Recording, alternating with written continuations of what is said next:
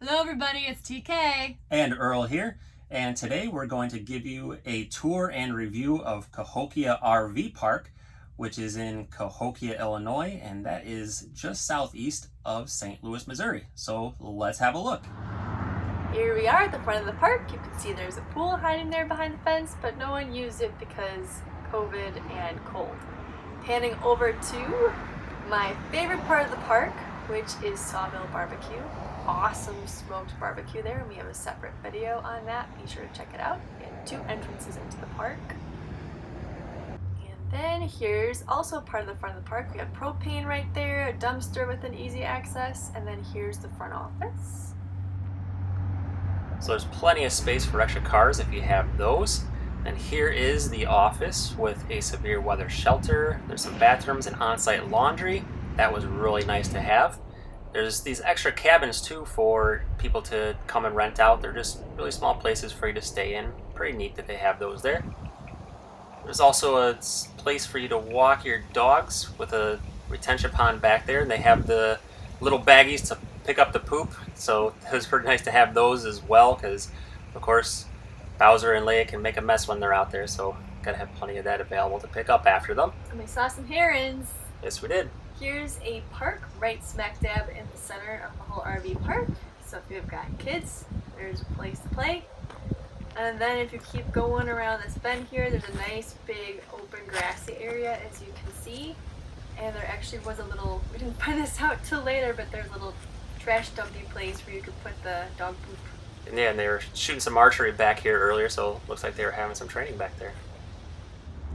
And we have full hookups here too, which is great. So we have the 50 amp circuit to hook up our electricity to, and we have our circuit breaker actually hooked up this time.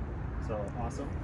Of course, full water hookups, which was kind of confusing at first because it has the black tape around here, and the spigot it's way down in here, so I had to pull everything up to find the spigot. So I was a little confused. I just saw this hanging out there. And then we have the sewage hookup too, which has a slot where you actually screw the elbow into, whereas before we've had to just kind of dangle our hose over the sewage dump. So really cool. We got it all hooked up.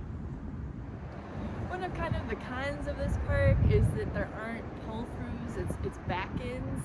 As you can see, we're actually sharing a space with another camper.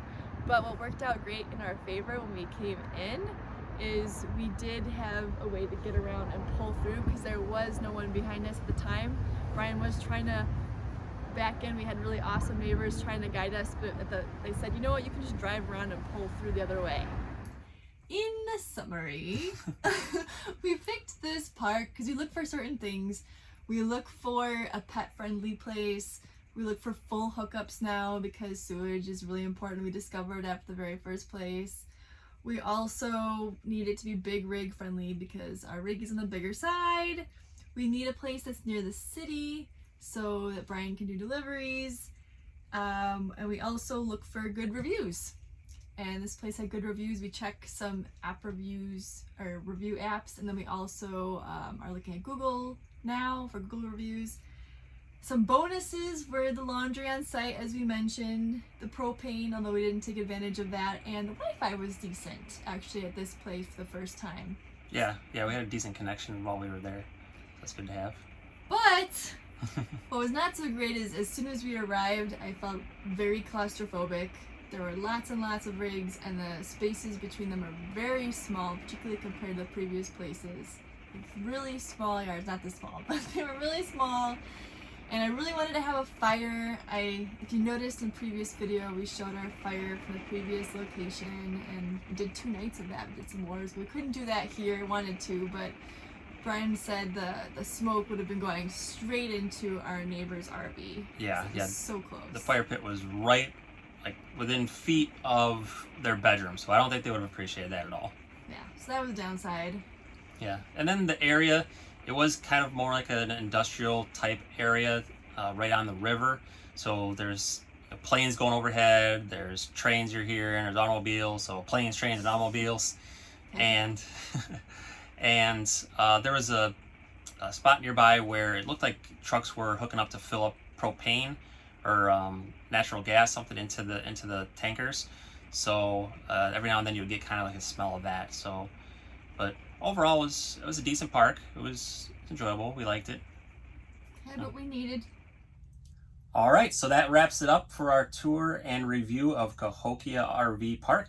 I hope everybody enjoyed it, and please feel free to subscribe to our channel and like the video. It would really help us out. And Turn on the bell. Ding, ding, yep, ding. hit that little bell to notify you whenever we post new videos.